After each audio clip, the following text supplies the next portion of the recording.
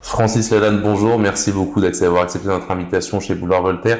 On vous a demandé de venir parce que vous sont réédités aux éditions Première Partie le journal de Joseph, un livre que vous aviez écrit en 95 qui fait suite à l'expérience que vous aviez vécue sur le film Marie de Nazareth où vous incarniez à l'écran Joseph. Un livre qui tombe à point nommé puisque en même temps, vous êtes dans un espèce de tourbillon médiatique depuis plusieurs semaines. Un coup opposant principal du gouvernement d'Emmanuel Macron, un coup complotiste, un coup en train d'agresser, j'en mets des guillemets, des journalistes de quotidien. On est tenté de vous demander, Francis Lalanne, en première question, comment allez-vous ? Dans la lessiveuse. Je suis dans la lessiveuse, comme vous l'avez fait remarquer. Mon actualité est soumise à plusieurs aléas. Vous parliez tout à l'heure des journalistes que j'aurais agressés qui en fait m'ont agressé et de la façon dont à un moment donné l'information est manipulée dans la société actuelle pour nuire à l'image de ceux qui s'opposent à la pensée unique et dont je fais partie. C'est-à-dire aujourd'hui, lorsqu'on a une pensée qui diverge avec la pensée unique, et en tout cas avec la vérité officielle, hein, c'est-à-dire celle qui est prétendument vraie parce qu'elle est émise par le gouvernement, on est tout de suite, comme en plein macartisme aux États-Unis, montré du doigt et rejeté par le consensus médiatique autour de la pensée unique. Et donc, on est pointé du doigt et qualifié de conspirationniste, de complotiste, parfois de terroriste, de fou. Parce que maintenant, on est dans une psychiatrisation de la pensée divergente. C'est-à-dire qu'aujourd'hui, comme dans les pires années de l'Union soviétique, lorsque vous êtes un dissident, c'est-à-dire lorsque vous vous opposez à la vérité d'État, on des doutes sur votre santé mentale. Donc effectivement, je suis dans une période de grande agitation et mon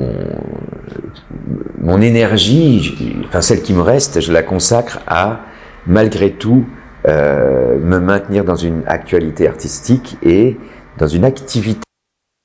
C'est-à-dire que je continue à écrire, je continue à me produire clandestinement, puisque c'est interdit par la loi maintenant de se produire en tant qu'artiste. Vous organisez des concerts clandestins? Oui, oui. J'ose le dire d'ailleurs. Comme personne ne saura où, je pourrais toujours dire que j'ai dit ça pour rire. Voilà. Et donc, Chalençon d'ailleurs, qui est ah non mais au 300 d'avril. c'est rien à voir parce que y a rien à manger dans. Et puis je pense pas qu'on puisse lui reprocher quoi que ce soit à lui. Je veux dire, lui, il a d'une certaine manière, il s'est révolté un petit peu contre le dictat. Ce qu'on peut reprocher, c'est à certaines personnes qui se sont rendues à ces dîners, de s'y être rendues en voulant interdire aux autres la même liberté. Vous voyez ? Avant de parler du livre, en plus, on est au moment où nous tournons cette vidéo, on est tout proche, on a dépassé la fête des pères de quelques jours, donc ce livre tombe très bien. On est aussi tenté de vous dire, Francis Lalanne, comment est-ce que vous définissez, puisque on connaît le chanteur, on connaît l'écrivain, on connaît le doubleur aussi, parce que vous avez doublé notamment le bossu de Notre-Dame de Walt Disney. Vous êtes aussi un peu politique, parce que vous êtes présenté à des élections législatives en 2017, à des élections européennes plus tard. Comment vous vous définissez, Francis Lalanne ? Je suis poète. Voilà. Je suis poète. Alors, poieo, poiein en grec, signifie, en gros, pour traduire le grec, c'est j'agis. Poiesis, cette racine, poieo, cette racine du poiein, qui s'oppose au legein grec, c'est la racine de l'action, c'est l'action. C'est j'agis dans le sens de mon imagination, et donc je suis créateur. Je suis créateur. C'est-à-dire que la notion d'action, pour moi, est indissociable du principe poétique. L'action, dire aujourd'hui action poétique, c'est un pléonasme.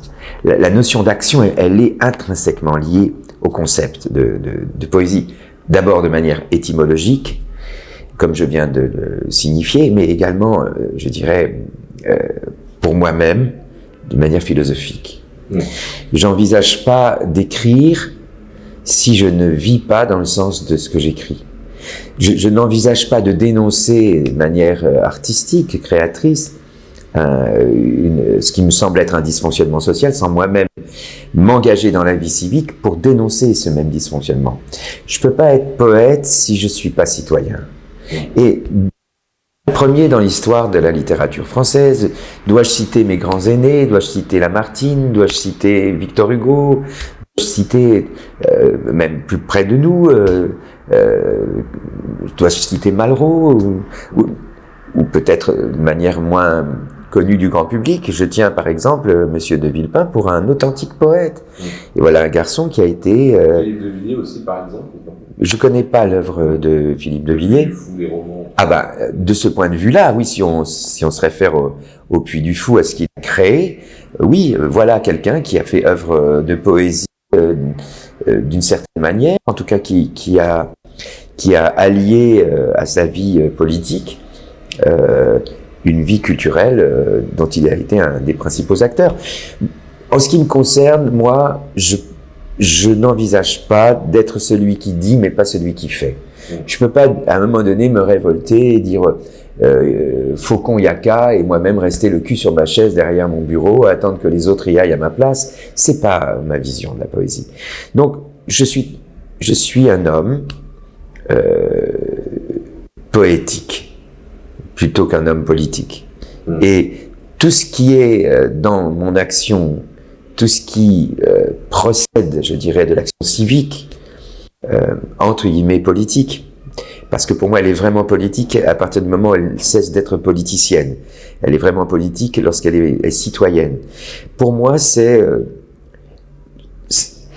considère que c'est l'avatar de mon essence, qui est d'être poète. C'est pour ça que je vous réponds très simplement. Comment vous définissez du point de vue de mon engagement dans la vie sociale? Je suis un poète. Je fais partie de ces gens que Platon, dans sa République, voulait exclure de la cité, vous voyez. Quand j'entends les personnes qui aujourd'hui dirigent la France parler des artistes, j'ai l'impression que pour eux, l'artiste, c'est celui qui n'invente plus la réalité. C'est celui qui fait où on lui dit de faire pour ne pas dire ce qu'on lui dit de faire, qui dit ce qu'on lui dit de dire, et s'il ne dit pas ce que le gouvernement dit, il cesse d'être bénéfique à la société, donc il faut l'exclure. Vous voyez, parce que Platon dit par exemple que le poète est dangereux, c'est pour ça qu'il faut l'exclure de la cité, parce que il fait passer l'illusion pour la réalité, mais c'est faux. En fait, il est créateur d'illusions, mais lorsqu'il crée des illusions, il ne prétend pas que ces illusions sont la réalité. Quand certains régimes totalitaires et tyranniques créent des illusions, c'est dans le but de faire passer ces illusions pour la réalité. En cela, le poète est indispensable dans la société, parce que lui montre où est l'illusion et où est la réalité, parce qu'il ne les confond pas. On va revenir maintenant sur le champ du livre, puisque c'est aussi la raison de votre venue ici. Le journal de Saint-Joseph, le journal intime de Saint-Joseph, depuis ses fiançailles avec la Vierge Marie jusqu'à l'adolescence de Jésus. D'où vous est venue cette idée? Alors évidemment, il y a eu ce film où vous avez joué Saint-Joseph. D'où vous est venu surtout ce mode du journal intime? Pourquoi avez-vous voulu vous mettre dans la peau de Saint-Joseph? À chaque fois que j'ai eu un enfant, j'ai été père pour la première fois. Et chaque fois, finalement, la question de la paternité s'est posée à moi de la manière la plus directe possible. L'évidence de cette paternité, puisque j'ai moi-même accouché mes enfants. C'est-à-dire que c'est moi qui ai joué le rôle de la sage-femme donc, c'est posé pour moi la question de ma place. Parce que je pense que cette place, la place de la paternité, elle procède, j'allais dire, d'une vision du lien charnel qui est différente de celle de la femme. Je pense que pour une femme, l'évidence du lien charnel, elle n'est pas discutable.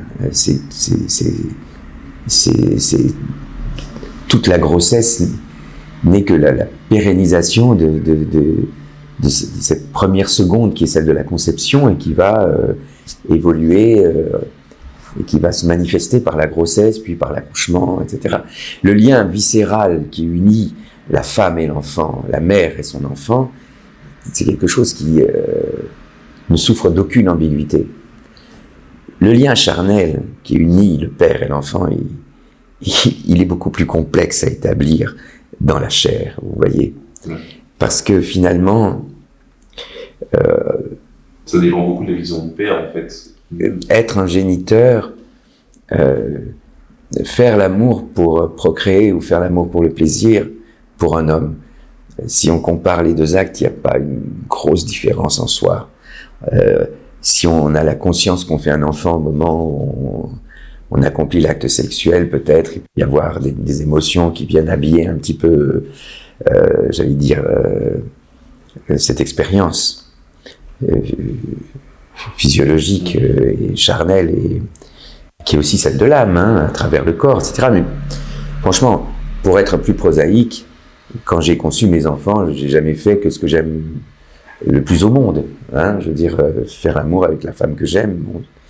Et puis après, tout ce qui va être la mise au monde sur le plan physique, tout va se passer dans le corps de la femme et dans le cœur de l'homme. Et c'est pour ça que moi, j'ai eu à cœur d'être et de me conduire comme le père adoptif des enfants que j'ai conçus. J'ai toujours voulu être le père adoptif des enfants que j'ai conçus. Je me suis jamais conduit vis-à-vis de mes enfants comme si j'étais leur géniteur, mais comme si j'étais leur père adoptif, comme si je les avais adoptés. Mais avec la nécessité de les élever, de les éduquer, voilà. Bien évidemment. C'est pas pour mettre une distance non, affective. Au contraire. C'est d'une certaine manière pour leur dire, notre lien n'est pas celui de la fatalité biologique, notre lien est celui de l'amour absolu. Et c'était une façon de leur dire, pendant toute la période où je les ai, entre guillemets, élevés, car le mot est bien présomptueux, c'était de leur dire, voyez, en fait, je vous ai choisi. Et vous m'avez choisi. On s'est choisi. Ce que nous vivons ensemble, c'est une histoire d'amour. Donc c'est arbitré par notre cœur. Et pas par quelque chose qui nous dépasse et qui est une fatalité biologique. Voilà, je vous aime, je conçois, je crée, je constitue ce lien chaque jour, chaque instant. Et chaque instant est pour moi, chaque instant qui va passer entre nous, va être la confirmation du premier instant, la reproduction du premier instant, une façon de perpétuer ce moment de la conception qui d'ailleurs m'a échappé, forcément, parce que comme il échappe à tous les hommes. Le jour où elle vient vous montrer son test de grossesse et qu'il est positif, c'est un moment qui n'a pas pu lui échapper parce que déjà, elle en a été avertie d'une certaine manière par son propre corps. Mais au moment où l'homme découvre cela, cet instant lui a manifestement échappé. Et c'est la femme qui le prend par la main, qui le rattrape et qui lui dit quelque chose t'a échappé, et donc je vais te dire ce qui t'a échappé. Je suis enceinte. Et en fait, à chaque instant d'amour qui m'a relié à mes enfants, j'ai eu en conscience à cœur de reproduire en conscience ce premier instant qui m'a échappé, et qui m'a échappé pour mon plus grand bonheur, parce que c'est magnifique de pouvoir avoir la chance d'échapper à ce genre de conscience-là et de pouvoir y accéder par la suite d'une autre manière.